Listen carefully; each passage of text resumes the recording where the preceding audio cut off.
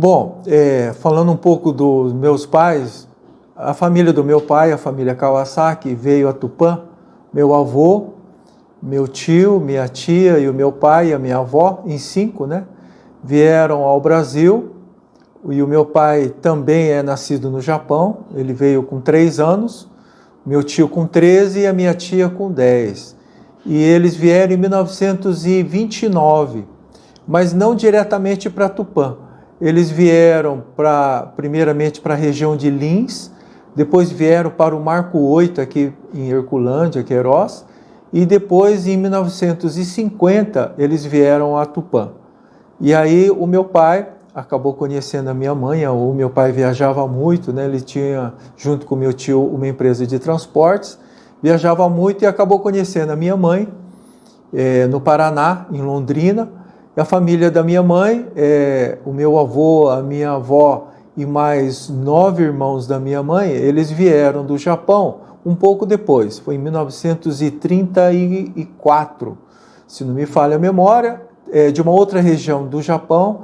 Os meus avós, por parte da minha mãe, lá da região de Sendai, onde a gente teve aquele tsunami terrível, né? Tochigi-ken, aquela região. E a família do meu pai é de Totoriken, que é uma região mais ao sul, no mar do Japão, uma região menos fria.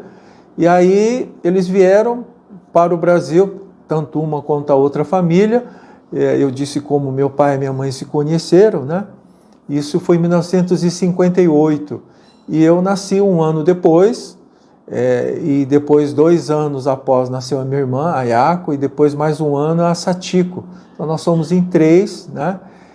Eu já perdi o meu pai em 1993, tenho a minha mãe, e perdi a minha irmã também, a Ayako, em 2017. E foi essa a nossa história aqui em Tupã, né? Desde 1950 e pouco. E aí aqui eu fui para a escola Índia Vanuíri. Naquela época nós não tínhamos o pré-primário, mas um dado que eu gostaria de deixar registrado é que a minha primeira língua é a língua japonesa. Eu não falava a língua portuguesa, fui aprender a falar em 1967, no primeiro ano da escola primária do Índia Vanuíri. E eu tive um problema muito grave, porque eu não entendi o português, mal falava o português. Tenho alguns amigos, algumas amigas que ainda estão aqui em Tupã e que sabem do sofrimento que foi esse período, né? E a dificuldade da minha primeira professora Maria de Lourdes Amaral. E ela, então, a minha sorte que eu tinha um amigo, Sérgio Yamauchi, que ele falava o japonês e ele falava o português. Então ele ficava de intérprete no primeiro ano, junto à professora e junto a mim. E o interessante é que eu nasci em Tupã, né? Embora tupaense, nascido em Tupã, eu só falava o japonês, porque naquela época a gente usava muito da língua japonesa em casa, então eu só falava a língua japonesa. E brincava com alguns vizinhos, assim, mas só falando em japonês, e as crianças podem brincar sem utilizar a língua. Então eu tinha alguns amigos lá na Vila Vargas, que a gente brincava de carrinho, de bola, e não era necessário falar, não era necessário a língua. E depois, claro, com o passar dos anos, isso se tornou muito mais fácil. Mas é um período que me marcou muito, porque eu fui primeiro, inclusive, na escola de língua japonesa, né? A escola de língua japonesa lá da CERT, do CAICAN na época era a Associação Cultural de Tupã, e lá eu fui com 5 anos de idade, e só depois de 2 anos, aos 7, é que eu fui fazer o primário. Naquela época nós não tínhamos o pré-primário, então você entrava com 7 anos, a partir dos 7 anos de idade, na escola primária, e eu fui lá na escola Índia Vanuíri. Então foi um período muito marcante. Nesse período, vocês só estudavam, vocês trabalhavam, como é que era a vida da família, né? A gente sabe que, né, a chegada do imigrante, tudo isso que provoca nas mudanças. Acho que um dado, os meus pais, o meu pai e o meu tio eram sócios lá na Vila Vargas. Eles tinham uma empresa de transporte, mexiam com gás, com água, com ração, e eles trabalhavam juntos, eram sócios, e a gente basicamente estudava, eu, as minhas irmãs, a minha prima, né, filha do meu tio, a gente procurava apenas estudar. Na família japonesa, isso era fundamental, quer dizer, o patrimônio que você poderia formatar num país distante, né, e onde é uma imigração muito recente, era você criar e dar aquilo que nós chamamos de formação educacional, chamado capital humano. E assim era você se formar, ter uma profissão voltada ao setor urbano. Naquela época, 3 eram os cursos básicos que nós tínhamos como tradicionais, né? Era o curso de engenharia, o curso de medicina e o curso de direito, e a formação de professores, né? Isso mais era uma ideia que se tinha na época, mais para as mulheres, mas os homens também. Mas eu fui buscar uma área um pouco diferente, eu fui estudar economia. A sua adolescência e juventude, integrado, mais voltado para a colônia, quais atividades eram desenvolvidas? Bastante integrado, de um lado, porque lá na Vila Vargas nós jogávamos bola, né? Naquela área onde após a Estrada de Ferro, nós tínhamos o campo ali na Vila Independência, e nós jogávamos muita bola lá, soltávamos pipa lá na Estrada de Ferro, que na época era a Companhia Paulista de Estradas de Ferro, antes de ser FEPASA, e nós ali brincávamos, e ao mesmo tempo integrado na colônia japonesa, porque além de fazer língua japonesa lá na escola, e é um dado que também eu gostaria de deixar registrado, é que na escola de língua japonesa é muito comum a gente ter teatro, nós termos música, nós temos atividades de redação, atividades de caligrafia, de oratória, e que ainda nós temos isso existindo na escola de língua japonesa. E, ao mesmo tempo, eu fui praticar esportes, porque era algo muito comum, e nós praticávamos, no meu caso, foi jogar beisebol. Poderia ter lutado sumô, ou mesmo judô, tênis de mesa, que eu fui fazer posteriormente, mas a ideia inicial, eu fui jogar beisebol, porque o meu pai jogava beisebol, meu avô jogou beisebol, meu tio também jogava, então, naturalmente, eu fui jogar beisebol. Mas, aos 8 anos de idade, infelizmente, eu deixei de jogar beisebol, porque a minha avó materna, que residia em Presidente Prudente, aconteceu um acidente com uma criança que era neto de uma amiga dela, lá em Presidente Prudente. Ele levou uma bolada de beisebol, e a bola de beisebol é uma bola de couro na época e de borracha interna, acertou um dos olhos, ele ficou cego do olho, e a minha avó, então, preocupado comigo, foi conversar com meu pai e solicitou do meu pai que me tirasse do beisebol, porque o risco era muito grande, de poderia acontecer algo semelhante comigo, né? E o meu pai disse assim comigo: olha, eu não vou enfrentar a sua avó, é um pedido dela, e então, enquanto ela viver, você não joga beisebol. E eu só fui voltar a jogar beisebol depois que a minha avó faleceu. Mas aí eu já tinha 38 anos de idade, quer dizer, já estou fora de época. Aí fui jogar no time de mini veteranos. E, para minha tristeza, já teve uma outra modalidade. O pessoal jogava beisebol, mas passaram a jogar softball, que é o beisebol para as mulheres, que é para o pessoal com uma certa idade, para não sofrer tantos problemas, passaram a jogar softball. E eu, que nunca havia jogado softball, fiquei totalmente desencantado. Mas, voltando àquela questão de que, como eu deixei o beisebol, eu fui jogar tênis de mesa nesse período. Então, dos 9 anos em diante, eu fui jogar tênis de mesa. Chegamos a jogar também, depois, basquete. Nós jogamos pelo Índia Vanuíri, nos jogos colegiais, jogos primavera, e joguei também no time da cidade.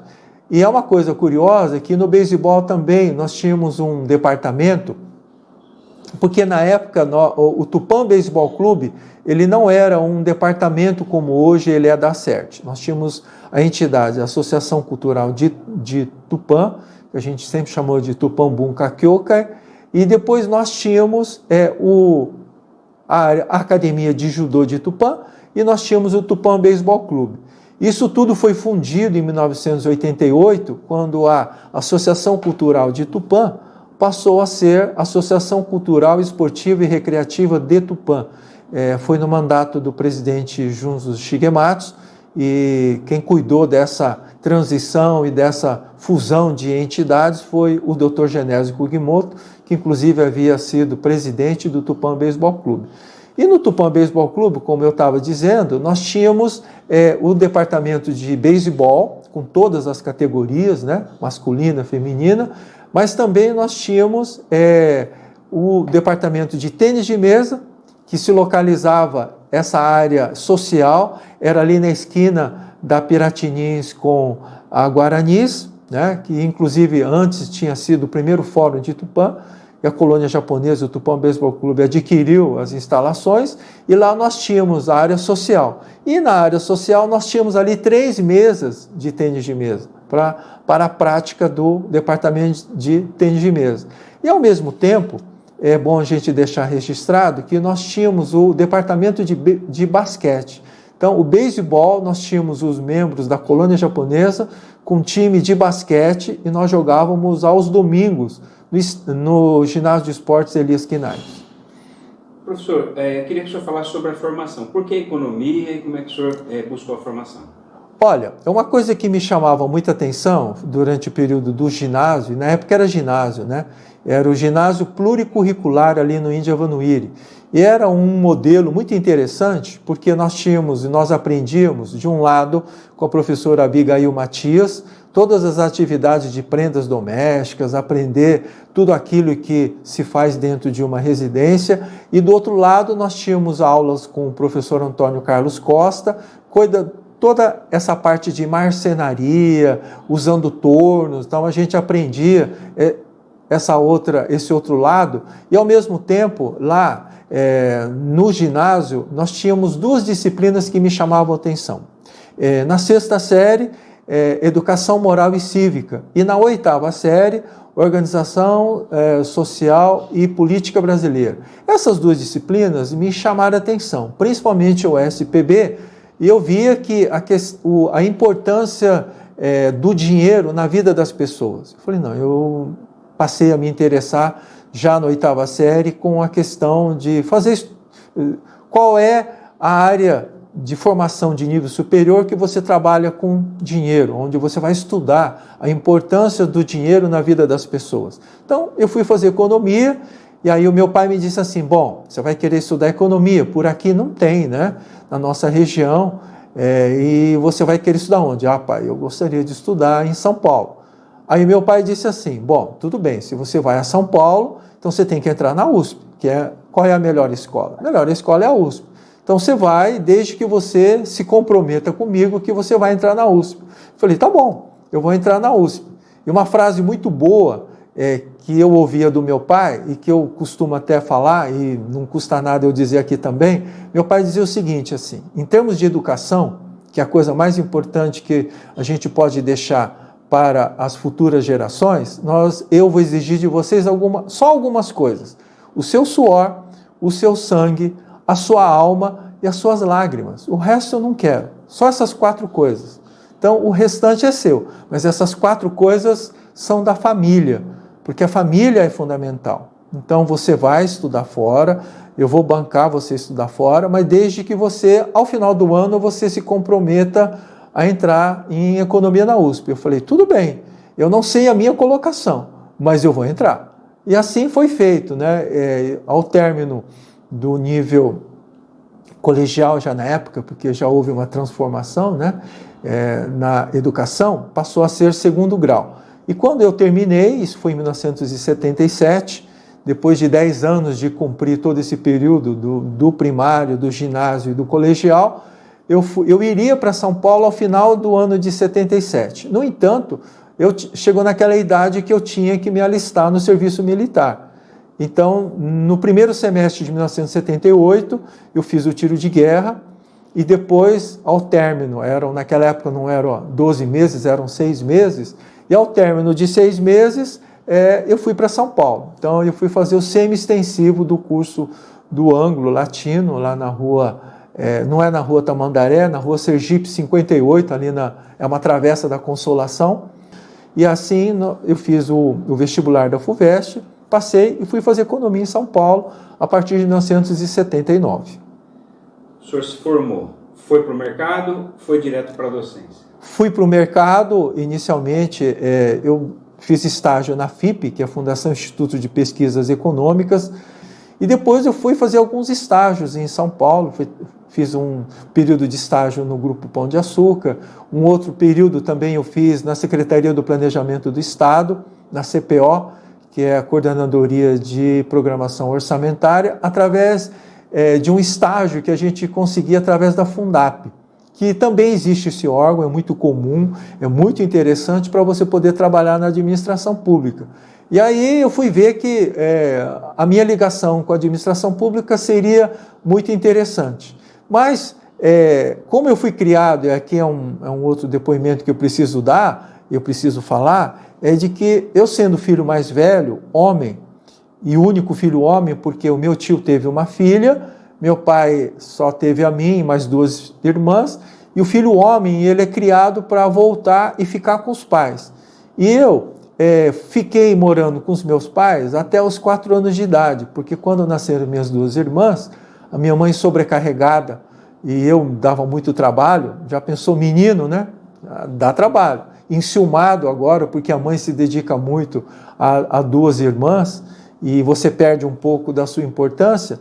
E o meu tio teve uma filha só, ela já era moça, e ele falou, olha, deixa ele vir morar comigo. E era tranquilo, porque a casa do meu tio era em frente à casa do meu pai, né, da minha mãe.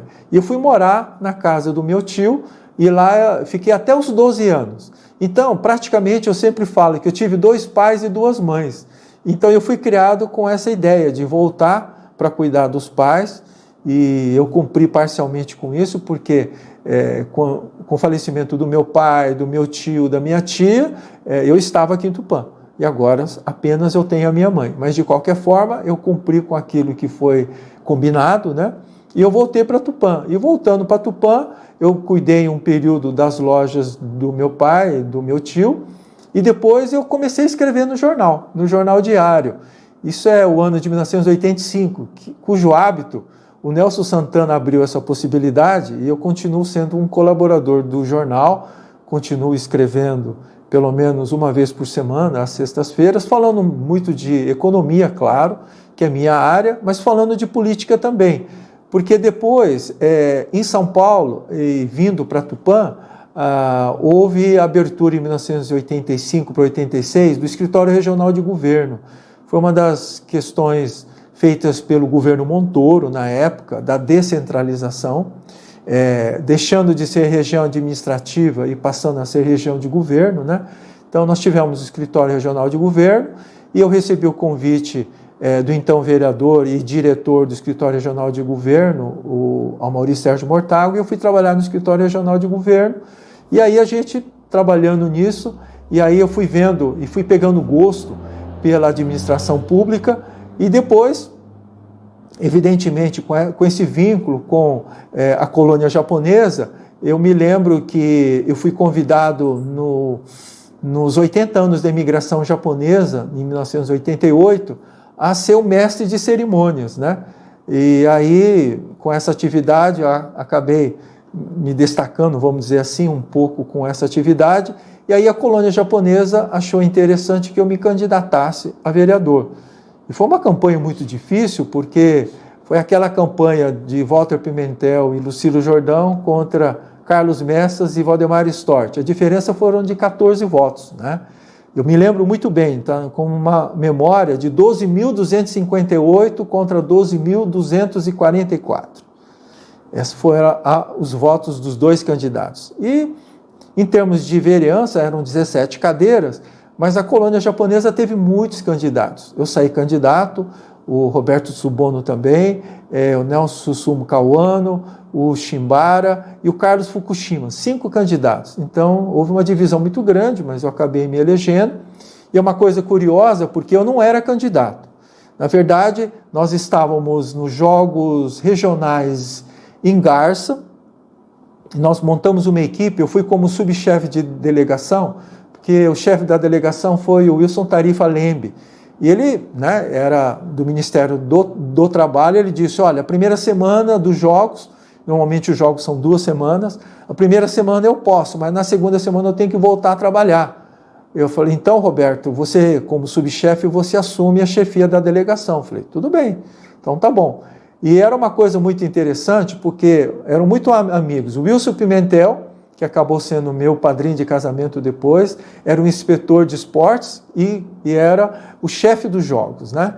Pela delegação de Tupã, Wilson Tarifa Lembe era o chefe de delegação, o delegado de turismo era o professor Claudiner Bernal Martinez, também esporte e turismo era a mesma secretaria, e o secretário de esporte do município de Tupã era o Cartola. Então, era uma equipe muito boa, nós lá em Garça.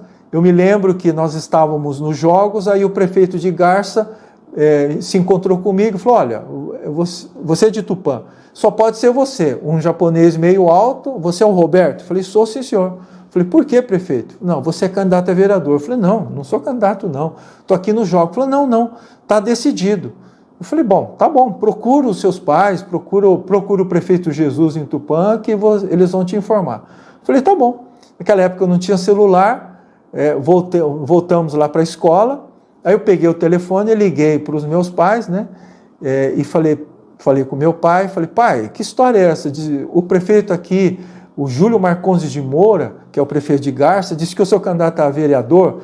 Você é assim. Eu falei, mas como é que é? Vocês decidiram? Eu falei, nós decidimos. Então, eu, a sua mãe, seu pai, seu tio, conversamos com o prefeito Jesus e também o seu Junzo Shigematsu, que é o presidente da CERT, e decidimos que você seria candidato, que você sairia candidato pela colônia. Aí eu voltei para Tupã no domingo, a cata dos documentos, depois, no período da manhã da segunda-feira, eu fui em Xida para tirar cópias, etc., para poder juntar os documentos e cópias, depois autenticar, etc., né? E depois para levar para o partido, que é o PMDB, partido que eu estava afiliado e que continuo filiado. Eu acho que é um outro dado que eu quero aqui deixar registrado. É como o Corinthians, eu sou corintiano até a morte. E sou do PMDB também, enquanto o partido existir. Olha que o partido acabar, saio dele. Muito embora, como vereador, eu procurei trabalhar inicialmente na colônia, a gente fazia campanha para deputados da colônia japonesa, né? Então, por exemplo, eu fiz campanha para o Diogo Nomura e ele era do PDS, não era do PMDB. Depois eu fiz campanha para o Paulo Kobayashi, que ele era do PSDB. Inclusive, quando ele era o presidente da Assembleia, eu fui presidente da Câmara. Mas o Paulo falou, olha, venha para o PSDB. Eu falei, não vou, eu sou do PMDB, eu vou ficar no PMDB. Mas eu vou trabalhar para o senhor, a gente mantém essa amizade. Eu falei, como eu tinha com o Diogo Nomura, que era do PDS. Mas, em termos de colônia, a gente estava junto. E depois, na sucessão do Paulo Kobayashi, veio o Walter Hiroshi. Aí o Walter também falava, professor, vem para o nosso partido. Eu falei, não vou, eu vou ficar no PMDB, porque eu sou do PMDB, vou ajudar na sua campanha, no que puder, mas nós somos de partidos diferentes, eu não posso ficar mudando, ou muda de camisa. Não, eu vou morrer no PMDB. Se o PMDB acabar, aí eu me desfilio e fico fora da vida partidária. Quantos mandatos, professor? Foram 3 mandatos, né? No primeiro mandato, nós fomos de oposição, foi aí naquela eleição que eu estava dizendo, de 1988, Carlos Messas foi vitorioso com 14 votos, então nós éramos oposição em 5, de 17 nós éramos em 5. O vereador líder da bancada, Amaury Mortágua, o vice-líder Joaquim Inácio, e os vereadores Odinir Magnani, Torquato Souza Lopes Filho e eu. Nós éramos em 5, eu era o mais novo, aprendi muito na Câmara, devo muito à Câmara, porque a gente aprende muito a debater, a conversar e fazer coisas, às vezes, que você não concorda, né? É muito comum. O segundo mandato, aí já foi na eleição do Jesus, quando ele foi candidato em 1992, então ele ficou de 92 a 96, e depois na campanha de 96, já na eleição de Manuel Gaspar. Então foram esses 3 mandatos que eu exerci e que procurei trabalhar da melhor forma, atendendo às necessidades de todos, né? E na gestão, no terceiro mandato, os 2 primeiros anos é que eu fui presidente da Câmara, 97 e 98. Como é que o senhor formou a sua família? Como é que o senhor conheceu a esposa e a construção da família? Por isso que eu digo muito que eu devo à Câmara e devo à política, porque justamente em 1988, naquela eleição que a gente trabalhou, antes da nossa campanha política aqui de Tupã, mas nós conhecemos um assessor do governador Quercia, Samuel Pereira, que era o assessor do Quercia na nossa região aqui em Tupã. Ele foi se casar, e ele se casou aqui na região de Araçatuba, né?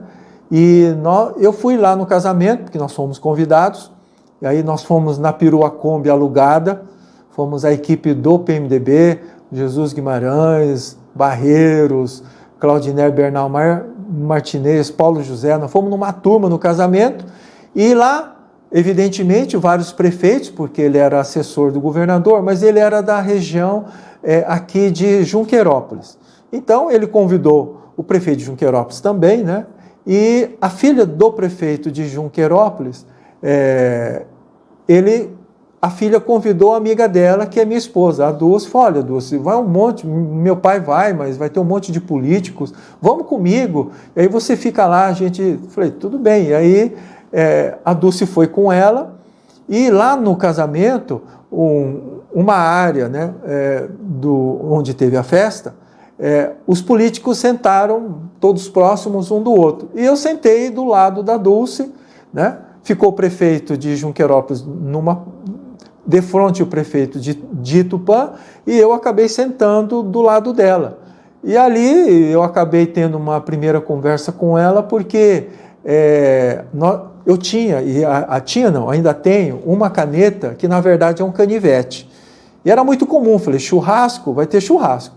E eu não sei se vai ter faca e garfo, normalmente é aquela faquinha e garfo de plástico que quebra. Falei, não, eu vou levar o meu canivete aqui, né, em formato de caneta, e aí eu vi que ela estava ali com aquela faquinha de plástico, quebrou, aí eu emprestei a minha faquinha, ficamos conversando, e eu fiz uma pergunta, muito importante, porque eu acabei me interessando por ela, pelas afinidades, né, seja em política, por literatura, seja por economia, seja por esportes. E aí eu fiz uma pergunta clássica para ela, para eu ver se o meu interesse ia ser mantido até então. Eu perguntei, você gosta de futebol? Ela falou, eu gosto. Eu falei, que time você torce? Ela falou, eu sou Corinthians. Eu falei, bom, eu também sou Corinthians. Bom, se é assim, aí eu continuei a conversar, porque se fosse de outro time, seguramente eu teria rompido a conversa ali. Então ali foi o começo, né? Eu estava lecionando e dava aula no curso de arquitetura na FAUT. Eu tinha uma aluna de panorama, e a Dulce, ela era professora, e ela trabalhava lá na escola, lá em panorama. E essa minha aluna era de panorama. Aí eu falei, escuta, você é de panorama, eu fiquei de emprestar um livro para uma pessoa que eu conheci, e você poderia levar para mim, porque eu não preciso me deslocar até lá. Eu falei, não, eu levo, tal. Aí eu disse quem era, né? E Panorama não é tão grande, e é o livro Ulisses, do James Joyce, que eu fiquei de emprestar para ela, e ela levou para mim. E levou outros livros também, né? Depois ela ficou fazendo esse trabalho com muita gentileza de trazer os livros, levar outros, e assim foi crescendo a minha afinidade por ela e ela por mim, a ponto de eu romper com algo que ninguém esperava, que eu fosse casar com uma não Nikkei, né? Isso acabou se configurando por conta dessa afinidade. Mas eu digo sempre que por ela ser corintiana, fundamentalmente. Se não fosse, eu não teria me casado com ela, provavelmente. Porque já aconteceu em São Paulo, antes de começar um namoro, eu perguntava para a moça que time que ela torcia, e quando não era o Corinthians, eu já me afastava de imediato. E teve uma, que eu vou revelar aqui também, que é verdade, não há por que esconder, né? Nós estávamos num barzinho na Henrique Schaumann, lá em Pinheiros, e aí eu pedi um lanche, eu sempre gostei de pedir suco de laranja e um x-salada. E na época eu pedi, e eu perguntei para a moça que time que ela torcia, se ela gostava de futebol, ela falou que sim, mas ela falou que ela torcia para o Palmeiras. Aí eu levantei, fui lá, paguei a minha parte da conta, ou seja, paguei o meu suco de laranja e o meu x-salada e fui embora. Me despedi com respeito, mas fui embora. Falei, não, vai que eu acabo me apaixonando, então antes que isso ocorra é melhor romper desde já. E desse encontro no churrasco até agora, quantos anos já? São 34 anos, né? E eu me casei em 1989, né? Já quando eu estava no primeiro ano do mandato de vereador. Então, é um período de muito trabalho, de muito enriquecimento, mas, como você coloca muito bem, realmente eu devo muito à política, e foi através da política que eu a conheci. A colônia japonesa, as tradições, as festas, fala um pouquinho, professor. Sem dúvida. Os meus pais, a minha mãe e a minha tia e minhas irmãs, a gente sempre foi vinculado à colônia japonesa. Seja na escola de língua japonesa, mas o meu pai e meu tio jogando beisebol, né? Mas também a minha mãe e a minha tia vinculada ao departamento de senhoras, né? Mas a gente vinculado à escola de língua japonesa, ao beisebol. As minhas irmãs também jogaram softball, depois jogaram tênis de mesa também. Então a gente sempre foi vinculado e participando de vários departamentos, né? E quando o meu tio foi presidente da colônia, isso foi em 1993, coincide com o período da gestão do então prefeito Jesus Guimarães. E a colônia sempre procurou ter um bom relacionamento com os prefeitos, né, para evitar rusga, evitar problemas. Então, inclusive, a colônia japonesa, na época, acabou escolhendo o meu tio, como eu fui eleito vereador, isso ajudou, eu imagino que sim, para que ele fosse presidente da colônia. E quando ele foi presidente da colônia, eu fui secretário dele. E a partir daí, ou seja, a partir de 1993, eu passei a fazer parte da diretoria. E depois, na sucessão dele, nós tivemos o senhor Katsumi Katayama, aí ele me colocou como vice-presidente, aí eu acabei sendo vice-presidente do senhor Katsumi Katayama, do senhor Mário Tanaka e também do professor Masuri Kawano. E com o falecimento do professor Masuri Kawano em 2004, aí o pessoal me escolheu presidente e eu fui presidente por 4 mandatos, cada mandato é de 2 anos, então eu fiquei por 8 anos, né? Eu fiquei por esse período que coincide também com o prefeito Valdemir Lopes, aqui em Tupã, né? E eu fui presidente nesse período. Depois, quando a gente deixa a presidência, normalmente a gente vai para a presidência de honra. E assim foi na gestão do senhor Yoshikawa, né? Depois na gestão do Newton Takahara, do Emerson Iwami e agora do Marcelo Edamitsu. Então a gente continua na presidência de honra com outros ex-presidentes, né? No caso hoje, infelizmente, nós temos apenas o Newton Takahara e o Emerson Iwami. Nós temos um outro ex-presidente vivo, mas ele está lá no Japão, né? O Sr. Koji Iwamura. Mas como ele está no Japão, então ele não está no nosso dia a dia. E aí a gente costuma atuar. E ao mesmo tempo, sendo da CERT, eu fui também vinculado à Liga da Alta Paulista das Associações Culturais Nipo-Brasileiras. Inicialmente como membro, depois eu fui presidente, fui vice-presidente, atualmente sou presidente de honra, juntamente com vários outros presidentes de Garça a Panorama. E exerci mandato lá 3 vezes, atualmente presidente de honra, e a gente procura colaborar com a colônia japonesa, seja na CERT e também na Liga da Alta Paulista. E coincidiu esse período, 2008, com o centenário. E representando a Liga da Alta Paulista das Associações Nipo-Brasileiras, eu fui para a Sociedade Brasileira de Cultura Japonesa como diretor, e depois eu fui para a vice-presidência da Comissão do Centenário da Imigração Japonesa. E lá a gente acaba conhecendo outras pessoas, e lá eu conheci o pessoal da ABT, Associação Brasileira de Taiko, né? Que era o presidente, o professor da USP, Issei Watanabe, era o presidente de honra da ABT, e lá nós decidimos montar o departamento de Taiko em Tupã, e fomos trabalhar para montar em outras regiões também, montamos em Junquerópolis, em Dracena, né? Já tinha o Taiko em Bastos, também em Marília, que eram anteriores a Tupã, e aí a gente procurou trabalhar também junto à Sociedade Brasileira de Cultura Japonesa. Ou seja, como a gente sempre fala, quando a gente encerra a vida num segmento, que é na vida pública, eu disse, bom, não dá mais para atuar politicamente enquanto candidato, mas nós vamos continuar colaborando, seja nos nossos candidatos a vereador e também, eventualmente, candidato a prefeito, que foi o caso do Caio, como vice-prefeito e depois prefeito, e também a gente atua na Acerte. Como presidente de honra, continuamos a trabalhar auxiliando como um associado ou na Liga da Alta Paulista também. Pessoas que o senhor teve contato na política, na educação, na colônia japonesa, o senhor cita como referências para o desenvolvimento da nossa cidade, alguns nomes? Olha, tranquilamente, alguns nomes durante essa vivência política e na própria colônia e na parte educacional também, mas algumas pessoas chamam muita atenção. Eu diria Walter Pimentel, nós trabalhamos juntos no escritório regional de governo e fui candidato a vereador pela primeira vez como ele candidato e o candidato a vice-prefeito, professor Lucílio Jordão, uma outra referência de homens públicos muito sérios, né, idealistas e que eu sempre tive muita admiração, continuo tendo pelo professor Lucílio, porque o Walter Pimentel infelizmente faleceu em 1991, se não me falha a memória.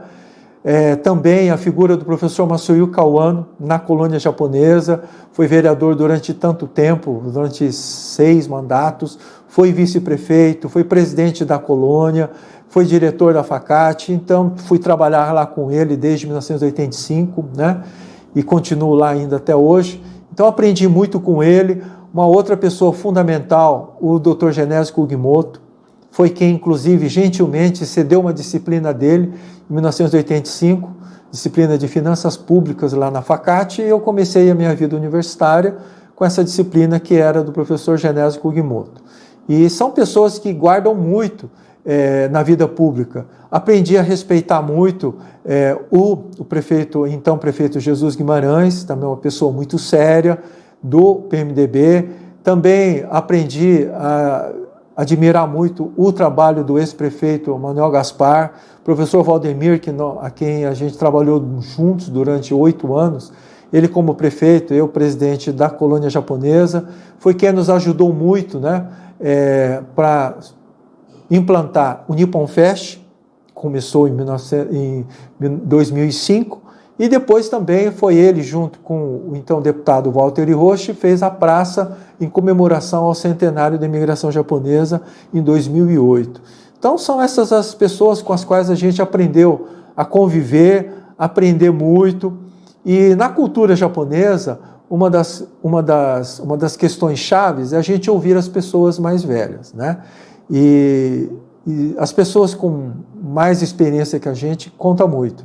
Então, eu gostaria aqui também de aproveitar e falar do Sr. Katsumi Katayama, que foi nosso presidente, do Sr. Koji Iwamura, que fui vereador quando ele era o presidente da Acerte, também o Joaquim Katayama, Paulo Ishibashi, enfim, são pessoas que a gente aprendeu a conviver muito durante a vida pública e a vida na colônia japonesa e que a gente deve muito. O Sr. Yoshikawa, o Sr. Mário Tanaka. Então, são pessoas que a gente aprendeu muito e também não posso deixar aqui de deixar registrado o Sr. Harutaka Shigematsu, o Sr. Fusatoshi Yamauchi e alguns colegas que a gente foi trabalhando juntos, né? Então, na minha gestão de presidente, a gente é presidente, mas a colônia japonesa é um grupo, é um conjunto de pessoas. Então, se você não tiver uma equipe muito boa, e eu devo muito a essas pessoas, também as senhoras, o departamento das senhoras foram realmente sempre espetaculares, né? A avó do Caio, dona Kazuko Aoki, foi fundamental, e como ela era a diretora do departamento das mulheres, uma liderança muito grande, em nome dela, estender o agradecimento a todas as mulheres, porque sem elas não é possível trabalhar e fazer as nossas atividades. Professor, tem um episódio que gerou até um livro que foi construído sobre a questão dos japoneses e a Segunda Guerra. O que o senhor ouvia dos mais velhos sobre essa questão e o que o senhor sabe sobre isso, né?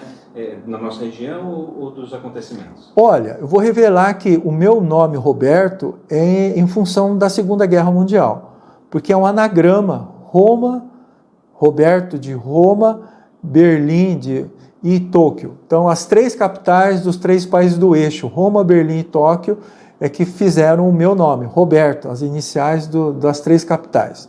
Então, a gente vinculado, claro, eu sou nascido em 1959, então ainda fruto muito do que foi a guerra, vivenciei bastante a Guerra Fria, né? Questão da União Soviética de um lado, Estados Unidos do outro, mas enfim, nós aqui em Tupã, e não só em Tupã, mas no mundo, mas no Brasil sobretudo, nós tivemos uma divisão muito clara. Mas por quê? Por conta de que, diferentemente dos dias de hoje, isso hoje soa meio absurdo até, mas na época não, porque nós tínhamos problema de comunicação. E a guerra, ela rompia a comunicação, no caso do Brasil com o Japão, porque o Japão vinculado ao eixo, o Brasil aos países aliados. Então, japoneses, italianos e alemães tiveram problemas aqui no Brasil. Então, a escola de língua japonesa, inclusive, foi encerrada as suas atividades. Para que a gente tenha uma ideia, aqui em Tupã, a escola de língua japonesa, ela era onde hoje é o Corpo de Bombeiros. E ela foi tomada da colônia japonesa. E ela foi devolvida posteriormente num trabalho da colônia japonesa, aí eu cito o professor Masaru Kawano, Dr. Genésio Kugimoto, sobretudo essas 2 pessoas, que trabalharam junto ao Poder Público Municipal, na época da administração do prefeito Carlos Messas, e claro, a devolução de um terreno que hoje tem o Corpo de Bombeiros não faria sentido. Então, houve um acordo e que foi doado uma área aqui no Parque Universitário, onde hoje está o departamento de Gateball, aquela área em troca do terreno que nós havíamos sido prejudicados, quer dizer, o patrimônio da colônia japonesa foi tomado. Então foi feita essa devolução e a colônia achou por bem construir o departamento de Gateball naquela área ali, de frente ao Colégio Adventista. Né? Então é um período realmente marcante, mas retomando a sua questão, professor Rogério, na verdade, o que ocorre? Com os problemas de comunicação, muitos não acreditavam o que acontecia, se era informação, se era fake news ou não. Né? Naquela época já fake news, ou seja, o Japão ganhou a guerra, o Japão perdeu a guerra ou não. Então se formou 2 times, o time dos vitoriosos e o time dos derrotistas. Então os Kachigumi com os vitoriosos e os Makegumi com os derrotistas. E aí criou-se uma cisma. Né? Então, 2 lados, desinformados ou não importa, você não sabia quem estava com a informação correta, e criou-se esse problema. E para retomar o seu papel de você estabelecer aquilo que o Japão não havia perdido a guerra, você criou uma organização, né? A Shindo Heimei, que na verdade é pela dignidade, pelo espírito da cultura japonesa e etc. Dentro da Shindo Heimei, teve um grupo dos chamados Tokotais que procuravam fazer as atividades de guerrilha até, né? Em contraposição aos derrotistas. E aí vários crimes ocorreram, inclusive aqui em Tupã, na nossa região, e criou esse problema. E só muito recentemente que essa questão passou a ser considerada, porque até então era um tabu, porque muitos problemas ocorreram nas famílias, mortes. Então, um sentimento muito negativo se criou dentro da colônia japonesa. Então, procurava não se discutir isso. E só muito recentemente, depois de tempo passados, o escritor Fernando Moraes retomou essa questão, escreveu um livro, né? Os Corações Sujos, e depois sim, se transformou até num filme, e a coisa acabou se esclarecendo. Mas ainda, claro, com toda essa questão que surgiu na época e que criou um problema para a colônia japonesa. Professor, quais os grandes ensinamentos que os seus pais, tios, avós deixam, e os mais velhos também, né? Como o senhor falou, a questão do respeito para a sua vida que o senhor leva? Olha, eu acho que as questões chaves, primeiro, respeito aos antepassados. Então, você tem que sempre cultivar a memória dos seus antepassados que faleceram. Inclusive, nós costumamos fazer no dia 29 de junho, dia de padroeiro da cidade de Tupã, a gente faz uma missa em homenagem aos nossos imigrantes falecidos, nossos pais, nossos avós, bisavós, etc. Você tem que respeitar os mais velhos, que é a segunda. Então, você, em memória dos antepassados, a primeira, respeita os mais velhos, você aprender a trabalhar em equipe, é a terceira. Você respeitar a família. Então, você enquanto pessoa não é importante. A pessoa que representa a família, você tem que lutar pela dignidade da família. E na nossa família, é um hábito que a gente tem, o meu nome, por exemplo, é derivação do nome do meu pai. Então, por exemplo, o nome do meu tio, filho mais velho do meu avô, Masayuki. As duas últimas sílabas do nome do meu tio, veio o meu pai, que é o irmão mais novo dele, se formou o nome dele, Yukiyoshi. Eu, primeiro filho do meu pai, então, do nome do meu pai, fez o meu nome, Yoshi, então, Masayuki, meu tio, Yukiyoshi, o meu pai, Yoshifumi, eu. Aí, quando nasceu o Guilherme, o meu filho mais velho, aí nós discutindo com meu pai e com meu tio, eu falei, e agora? Como é que a gente vai fazer o nome? Então, é Fumi, pode ser o quê? Fumitaka, Fumiyoshi, Fumiguchi, ou seja, tem várias possibilidades. Aí a gente decidiu fazer um pouco assim, vamos encerrar essa continuidade fazendo uma coisa diferente. Vamos fazer assim, o inverso do nome do meu pai, do avô, portanto. Então, o meu pai Yukiyoshi, então o Guilherme chama Yoshiyuki. É o início do meu nome e o final do nome do meu tio. E aí nasceu o nosso segundo filho, o William, e aí nós decidimos, meu pai e meu tio mais uma vez, a gente acabou com o Guilherme, aquela questão dos nomes. Então tem que começar do zero. Então Koichi. Koichi em japonês significa o primeiro filho de uma nova denominação, de uma nova nomenclatura. E assim a gente decidiu. Mas como eu estava dizendo, família é fundamental, né? E você trabalhar em equipe, você trabalhar em grupo, de você respeitar a família. E outro ponto crucial, você manter a cultura. Através do quê? Na medida do possível, da língua japonesa, dos costumes, dos hábitos. Então, muita prática esportiva, muita prática artística, né? Eu, infelizmente, nunca pude cantar, porque poderia ser uma atividade. Meu pai tocava saxofone e cantava, mas ele próprio me disse, olha, você não tem voz, você é melhor não cantar não, e você vai prometer para mim que você não vai cantar. Eu falei, tá bom, então não vou cantar, e assim eu não canto até hoje. Embora eu tenha vontade, mas como eu prometi, está prometido. E a outra coisa muito importante, como um código de honra dos antigos samurais, você deu a palavra, você tem que cumprir. Eu dei a palavra para meu pai que eu não cantaria, então em público eu não canto. Então eu canto apenas em casa, sem ninguém, na presença de familiares, talvez, né? Só isso. E a outra coisa muito importante, eu falei da gastronomia japonesa, que a gente procura cultivar também, mas respeito aos valores. Então, honestidade, lealdade, né, são palavras muito importantes na cultura japonesa e que a gente procura preservar. E uma outra coisa fundamental, a parte religiosa, a questão da compaixão. Religiosidade é importante, né? A minha religião é budista, né? E compaixão é fundamental. Eu acho que é um traço de todas as religiões. Todas as pessoas que têm religião têm compaixão, e tem que ter compaixão, tem que ter respeito. Acho que isso é outro ponto fundamental. Hierarquia.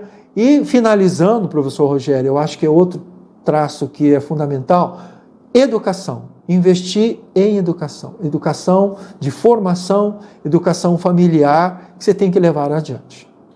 Quando as futuras gerações estiverem nos ouvindo o senhor contar essa história, o que pode ser, nesses 100 anos quase de Tupã e Japão, essa integração, o que de positivo os japoneses trouxeram para a nossa cultura e o Brasil incluiu na cultura japonesa que as futuras gerações estarão recebendo?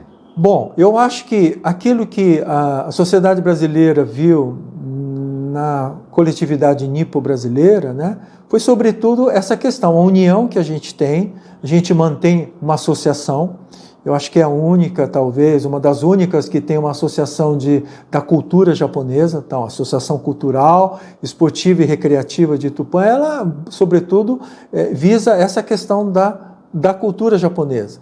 Mas, e a cultura japonesa? Artes, gastronomia, esportes, língua, educação. Mas o outro dado fundamental é que você deu uma palavra, as pessoas costumam respeitar e que a gente investe muito em educação, né?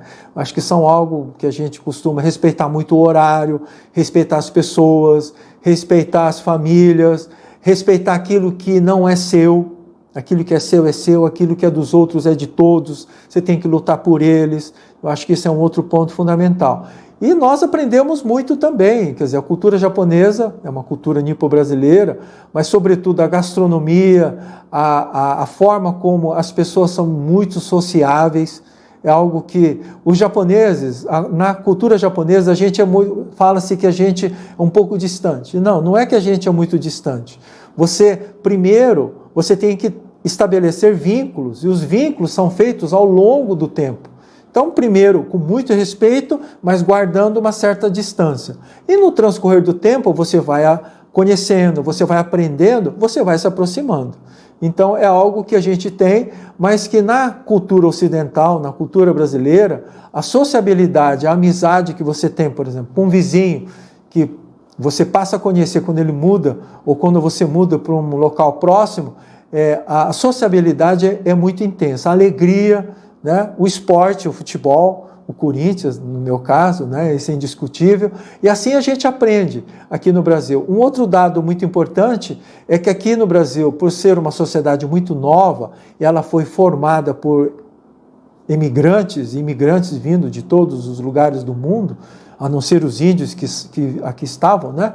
Mas essa união, essa aceitação de novas culturas é algo que chama atenção na cultura brasileira. Professor Roberto Yoshifumi Kawasaki, obrigado pela sua entrevista e esse depoimento tão importante. Eu é que agradeço.